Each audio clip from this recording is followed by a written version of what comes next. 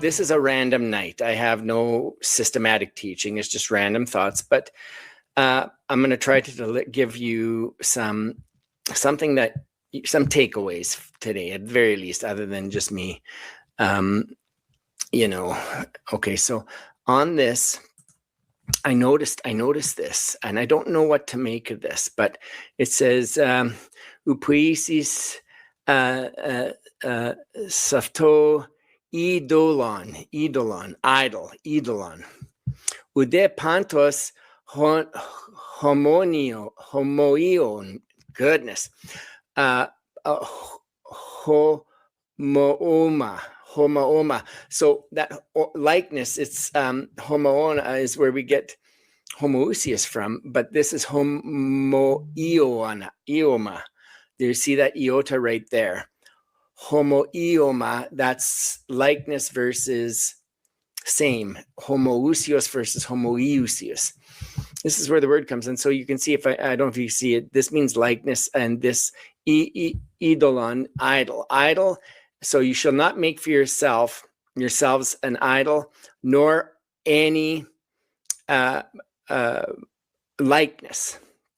And I was looking at that, and this is what I noticed, which was interesting. And I think this warrants some discussion and investigation.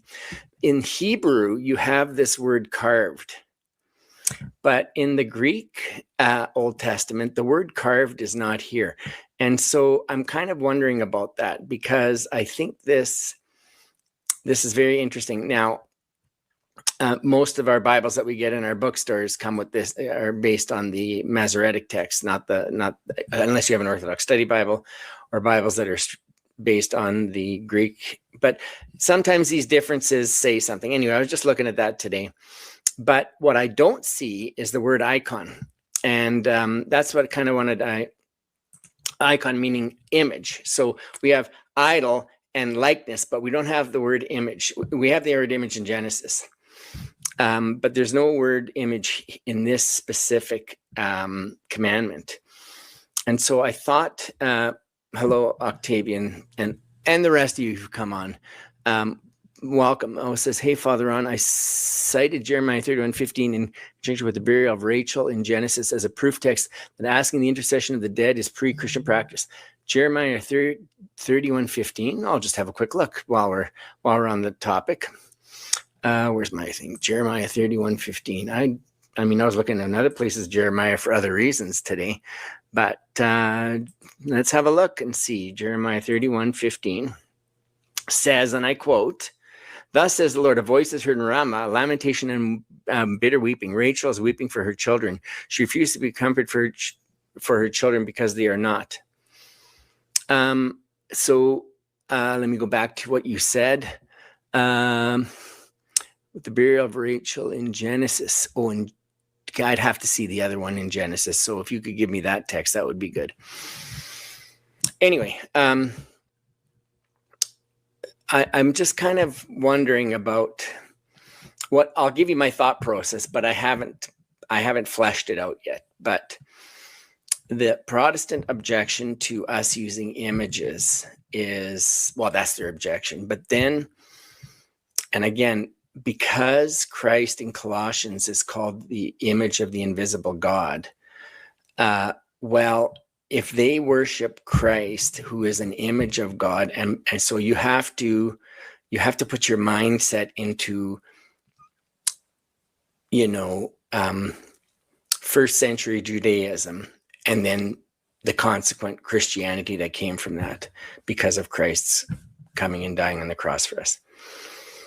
What I was thinking was, for the Protestants, is I think they've kind of crossed the Rubicon already. You know what I mean?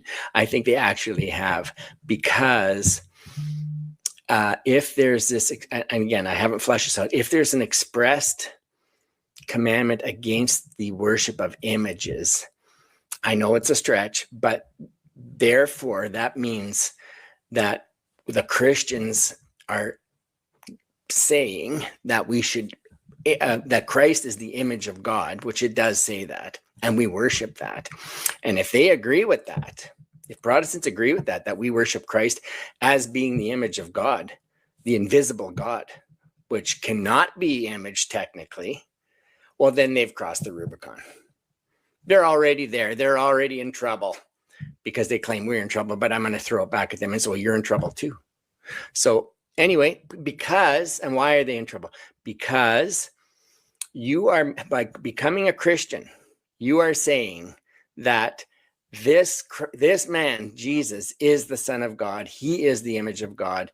And again, well, I say that, we all say that, but then if I make a statement that may sound a little bit disturbing, we better be right.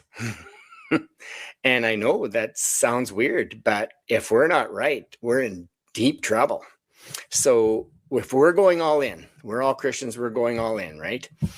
But I would say they're in with us because they are also worshiping an image of God that has been that has come, that we've accepted and endorsed as being the image of God, where God in the Old Testament says you can't do that. So again, have they crossed the Rubicon? I think they have.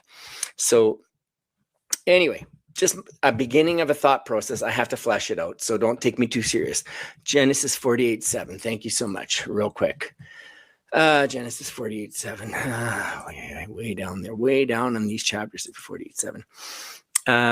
Genesis 48:7 says, for when I came from Padan, Rachel, to my sorrow, died in the land of Canaan on the way. When there was still some distance to go to Ephrath, I buried her there on the way to Ephrath, that is Bethlehem. Okay, I have to think about this. I'm not discounting what you're saying, but I have to think about this.